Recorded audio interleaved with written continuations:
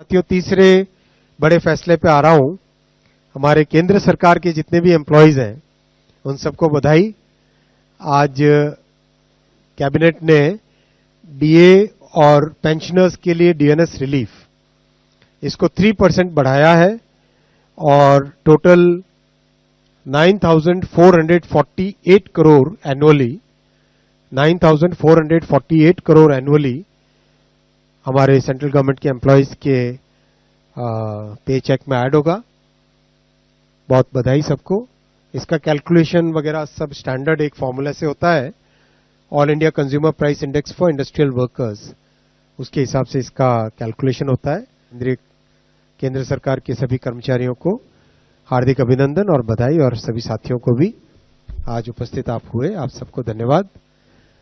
और मैं अब प्रश्न लूंगा। तो दोस्तों, सरकारी कर्मचारियों के लिए बहुत बड़ी खुशखबरी आई है कि महंगाई भत्ता में 3% की बढ़ोतरी हुई है। दोस्तों, जैसे कि आपने सुना कि केंद्रीय सूचना एवं प्रसारण मंत्री एवं रेल मंत्री अश्विनी वैष्णव जी ने महंगाई भत्ता में 3% बढ़ोतरी की घोषणा की है। दोस्तों, कर्मचारियों के महंगाई भत्ता में हुई 3% की बढ़ोतरी। दोस्तों, साल का सितंबर महीने में केंद्रीय कर्मचारियों और पेंशन भोगियों के लिए यह बहुत ही बड़ी घोषणा की गई है दोस्तों कि महंगाई भत्ता में 3% की बढ़ोतरी किए गए। इसके अलावा दोस्तों, आप जान सकते हैं कि महंगाई भत्ते की गणना एक विशेष फार्मूला के तहत होती है, जैसे कि 12 महीना के उसकी औसत सीपीआई इंडेक्स निकाला जाता है और उसके आधार पर डीए में संशोधन किया जाता है। तो इसको लेकर के सरकार के द्वारा बड़ा फैसला लिया गया है कि 3% महंगाई भत्ता को बढ़ाया गया है। इस तरह से आप देख सकते हैं कि कर्मचारियों की महंगाई भत्ता में हुई बढ़ोतरी दोस्तों सैलरी और पेंशन पे इससे बहुत ही बड़ा असर पड़ने वाला है। जैसे कि चलिए, इसमें जो जिसका बेसिक सैलरी 18,000 था और 55% जो डीए मिलता था, 58% होने से उनको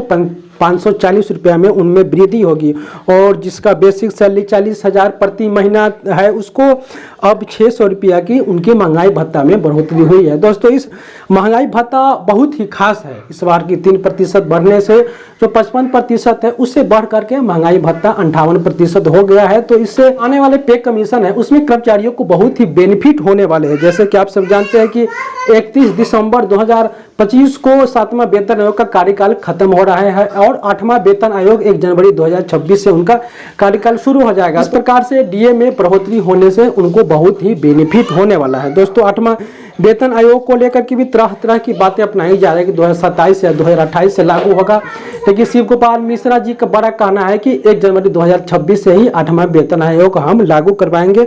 हम इसको लेकर के हम पूरी तरीके से सरकार पे दबाव बना चुके हैं कि 1 जनवरी 2026 से ही 8वां वेतन आयोग की सिफारिश देगा और 1 जनवरी 2026 से ही लागू हो जाएगा। ऐसे में कर्मचारियों के मन में डीओ को लेकर के बहुत ही बड़ा प्रश्न था, तो दोस्तों पूरी तरीके से क्लियर हो चुका है और 3 महीना का एरियर भी कर्मचारियों को दिया जाएगा। अब डीए 55% से बढ़ के 58% हो चुका है। हो सके तो जनवरी में अगर 3% बढ़ता है तो 58 से बढ़ करके 61% हो जाएगा, और उसको यह अनुमान लगाया जा रहा है कि जो डीए को बेसिक पे में मर्ज कर दिया जाएगा और उसके बाद फिटमेंट फैक्टर दिया जाएगा। तो इससे भी कर्मचारियों को बहुत ही फायदा होने वाला है। तो दोस्तों, कर्मचारियों के लिए यही बहुत बड़ी खुशखबरी थी कि डीए में जो 3% की बढ़ोतरी का निर्णय है सरकार के द्वारा लिया गया है और 55% से बढ़ा करके 58% कर दिया गया है। आने वाले समय में 8वां वेतन आयोग की कमेटी और मेंबर की भी घोषणा जल्द सरकार कर सकती है और उनकी सिफारिश लागू होने के बाद पे कमीशन को लागू कर दिया जाएगा। दोस्तों,